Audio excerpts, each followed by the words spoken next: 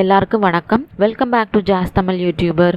உங்களுக்கு ஆன்மீகம் சம்மந்தப்பட்ட தகவல்கள் பிடிக்கும்னா மறக்காமல் நம்ம சேனலை சப்ஸ்கிரைப் பண்ணிக்கோங்க. அப்படியே பக்கத்தில் இருக்க பெல் பட்டனும் ப்ரெஸ் பண்ணிக்கோங்க. இன்னைக்கு இந்த பதிவில் நம்ம பார்க்க போகிறது கர்ம வினைகள் தீர்றதுக்காக சித்ரா பௌர்ணமி அன்னைக்கு நம்ம செய்ய வேண்டிய ஒரு சின்ன பரிகாரம் பற்றி தான் இன்னைக்கு இந்த பதிவில் நம்ம பார்க்க போகிறோம். இப்போ வாங்க நம்ம வீடியோக்குள்ளார போயிடலாம். ஒவ்வொரு மாதத்துலையுமே வரக்கூடிய பௌர்ணமி தினம் அப்படின்னு பார்த்தீங்கன்னா அது ரொம்பவுமே சிறப்பு தான். அதை விட பார்த்தீங்கன்னா தமிழ் மாதங்களில் முதலாவதா வரக்கூடிய மாதம் தான் சித்திரை மாதம். இந்த சித்திரை மாதத்துல வரக்கூடிய இந்த சித்ரா பௌர்ணமி பார்த்தீங்கன்னா ரொம்பவே ஒரு விசேஷமான ஒரு நாள். இந்த வருடம் சித்ரா பௌர்ணமி ஆனது பார்த்தீங்கன்னா நாளைய தினம் வருது. அதுவும் பார்த்தீங்கன்னா இது செவ்வாய்க்கிழமையோட சேர்ந்து வருது. ரொம்பவே ஒரு சிறப்பான நாளா சொல்லப்பட்டிருக்கு. பொதுவாகவே இந்த பௌர்ணமி நாள்ல அம்மன் வழிபாடு செய்யறது ரொம்ப ரொம்ப நல்லது. அது மட்டும் இல்லாம உங்களுடைய குலதெய்வ வழிபாடு மேற்கொள்றதுமே ரொம்ப நல்லது. அது நமக்கு சிறந்த பலன்களை கண்டிப்பா தரும். இந்த சித்ரா பௌர்ணமி நாள்லையுமே பார்த்தீங்கன்னா அம்மன் வழிபாடு செய்யறது ரொம்ப நல்லது. அம்மன் கோவிலுக்கு போய் வழிபாடு செஞ்சுட்டு வாங்க. கண்டிப்பா உங்களுக்கு ஒரு நல்ல மாற்றமானது தெரிய ஆரம்பிக்கும். சித்ரா பௌர்ணமி அன்னைக்கு பார்த்தீங்கன்னா சித்திரகுப்தனை நம்ம வழிபாடு செய்கிறப்ப நம்ம செஞ்ச பாவங்கள் எல்லாமே மன்னிக்கப்படும் அப்படின்னு சொல்லப்பட்டிருக்கு. இந்த சித்ரா பௌர்ணமி தினத்தன்னைக்கு சித்திரகுப்தனை வணங்கி நம்ம தெரிஞ்சு செஞ்ச பாவத்துக்கும் தெரியாம செஞ்ச பாவத்துக்கும் நம்ம மன்னிப்பு கேட்கணும் அப்படின்னு நம்மளுடைய சாஸ்திரங்கள்லையுமே சொல்லப்பட்டிருக்கு.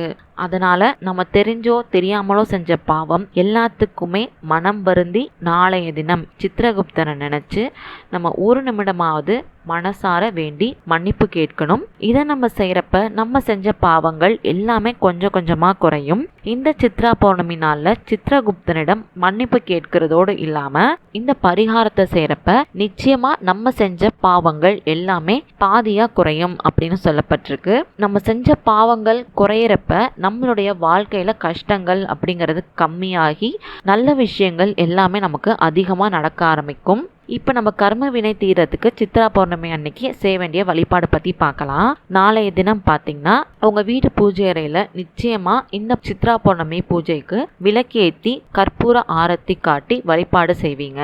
சின்னதாக ஒரு பாயசமாவது வச்சு வழிபாடு செய்கிறது நம்ம எல்லார் வீட்லேயுமே ஒரு வழக்கமாக இருக்கும். சில பேர் வீடுகளில் பார்த்தீங்கன்னா கலவை சாதம், சர்க்கரை பொங்கல், உப்பு போடாத வெண்பொங்கல் இதெல்லாம் செஞ்சு வழிபாடு செய்வாங்க. அதே மாதிரி நாளைய தினம் பௌர்ணமி நிலவு வரக்கூடிய சமயத்துல பூஜை செய்யறப்ப நாட்டு மருந்து கடையில தர்பை புல் விற்கும். அதை நீங்க கொஞ்சமா வாங்கி உங்களுடைய உள்ளங்கையில வச்சுக்கோங்க. பௌர்ணமி நிலவு உதயமாகும் சமயத்துல நிலவுக்கு முன்னாடி நின்று நான் செஞ்ச பாவங்கள் எல்லாம் குறையணும் அப்படின்னு வேண்டிக்கோங்க. இனி கண்டிப்பா நான் எனக்கு தெரிஞ்சு எந்த ஒரு பாவத்தையுமே செய்ய மாட்டேன் அப்படின்னு மறக்காம வேண்டிக்கோங்க. அதுக்கப்புறம் அந்த தர்பை புல்லை அப்படியே எடுத்துட்டு போய் உங்களுடைய வீட்டு பூஜை அறையில நீங்க வச்சிருங்க. அந்த நீங்க வைக்கிறப்ப ஒரு தட்டுக்கு மேல வச்சு உங்களுடைய பூஜை அறையில நீங்க ஓரமா பத்திரமா வச்சிருங்க. நாளைய தினம் பாத்தீங்கன்னா செவ்வாய்க்கிழமை. இந்த செவ்வாய்க்கிழமை இரவு முழுவதுமே அது பூஜை அறையில அப்படியே இருக்கட்டும். புதன்கிழமை காலையில எந்திரிச்சதுக்கு அப்புறம் அந்த தர்பை புல்ல சின்ன சின்ன துண்டுகளா வெட்டி நீங்க குளிக்கக்கூடிய தண்ணீர்ல அதை அப்படியே போட்டுருங்க. 10 நிமிஷத்துக்கு அப்புறம் அந்த தண்ணீரை எடுத்து நீங்க தலைக்கு குளிச்சிடணும். இப்படி நீங்க செய்யறது மூலியமா உங்களை பிடிச்சிருக்கக்கூடிய கர்ம வினை பாவங்கள் எல்லாம் கண்டிப்பா குறைய ஆரம்பிக்கும் அப்படிங்கிறது ஒரு நம்பிக்கையும் கூட.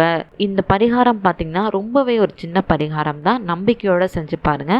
கண்டிப்பா உங்களுடைய கர்ம வினைகள் எல்லாம் குறையறத உங்களாலேயே பார்க்க முடியும். நன்றி, வணக்கம்.